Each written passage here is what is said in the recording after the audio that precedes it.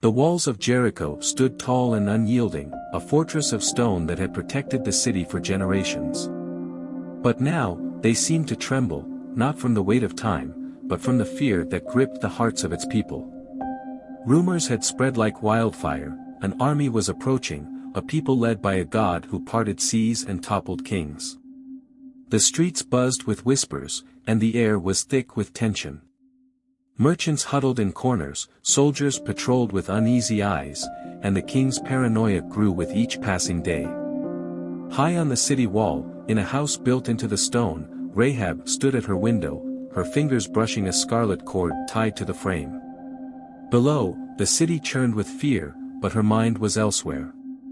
She had heard the stories of the Israelites, their God, their miracles, their unstoppable march toward the promised land. And though she was a woman of the night, a prostitute who had learned to survive in the shadows, something about those stories stirred a longing deep within her. Rahab's brothel was a place of both shame and sanctuary. It was here that she had built a life, however broken, and here that she now watched the world with sharp, calculating eyes.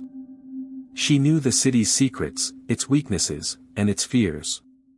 And as she gazed at the scarlet cord, she felt a strange sense of hope, a thread of possibility in a world that had offered her little but despair. Rahab's past was a tapestry of pain and survival. Born into poverty, she had learned early that the world was unkind to those without power. Her father, a drunkard, had sold her to a brothel when she was just a girl, and she had spent years building a fragile semblance of control over her life. She was clever, resourceful, and fiercely independent, but the weight of her choices bore down on her like a stone. Yet, even in the darkest moments, Rahab had always been a seeker. She listened to the stories travelers brought to her house, tales of distant lands, powerful kings, and a God who worked miracles.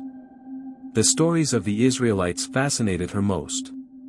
How could a people so oppressed rise to such power? What kind of God could part a sea or bring down armies? These questions lingered in her mind, a quiet undercurrent beneath the noise of her daily life. The knock at her door came late that night, sharp and urgent. Rahab opened it to find two men, their faces shadowed but their eyes alert. She recognized them instantly, not by their features, but by the way they carried themselves. These were no ordinary travelers. They were Israelites, spies sent to scout the city. Without a word, Rahab stepped aside and let them in. Her heart raced as she closed the door behind them. She knew the risk she was taking. If the king's men discovered the spies in her house, it would mean death for all of them. But something about these men, something about their God, compelled her to act. The spies spoke little, their voices low and urgent. They needed a place to hide, and Rahab offered them the roof of her house, where stalks of flax were laid out to dry. As they climbed the stairs, she felt a surge of determination. This was her chance, not just to survive, but to align herself with the God who had brought the Israelites this far. The king's men arrived at dawn, their voices sharp and demanding. "Bring out the men who came to you," they ordered, their eyes scanning the room for any sign of the spies. Rahab's mind raced as she stood before them, her face calm but her heart pounding. "Yes, the men came to me," she admitted, her voice steady. "But I did not know where they were from. They left at dusk, just before the city gate was closed. If you hurry, you can catch them." The soldiers hesitated, their eyes narrowing as they studied her. But Rahab held their gaze, her expression unreadable. Finally, they turned and left, their footsteps fading into the distance. When the coast was clear, Rahab climbed to the roof where the spies were hiding. "I know that the Lord has given you this land," she said, her voice trembling with conviction. "We have heard how he dried up the Red Sea and defeated the kings of the Amorites. Our hearts melted in fear, and no one has the courage to fight you. The Lord your God is God in heaven above and on earth below." The spies stared at her, their eyes wide with surprise. Here was a Canaanite woman, a prostitute, declaring her faith in their God. It was a moment of profound revelation, a glimpse of the divine plan at work.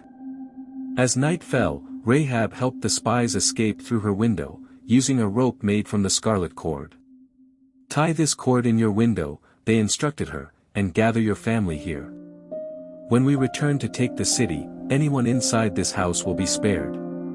Rahab nodded, her hands trembling as she tied the cord. It was more than a rope, it was a lifeline, a symbol of her faith in a God she had only heard of but already believed in. As the spies disappeared into the darkness, she felt a surge of hope. For the first time in her life, she had a future. The day of reckoning came sooner than anyone expected. The Israelites marched around the city, their trumpets blaring, their voices raised in unison. The ground shook beneath their feet, and the walls of Jericho began to crumble. Rahab stood in her house, her family gathered around her, their eyes fixed on the scarlet cord in the window. The sound of collapsing stone filled the air, and the city erupted into chaos. But Rahab's house remained standing, a beacon of hope amidst the destruction. When the dust settled, the spies returned, their faces filled with relief and gratitude. They had kept their promise.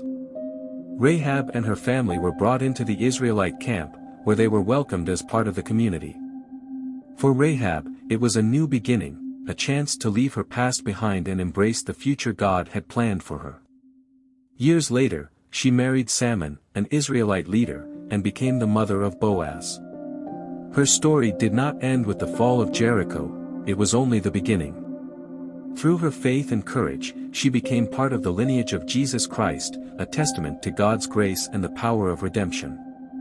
As Rahab held her grandson Obed in her arms, she marveled at the thread of grace that had woven her story into the tapestry of God's plan.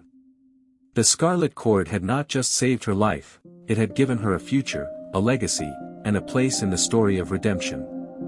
And though her journey had begun in the shadows, it ended in the light of God's unfailing love.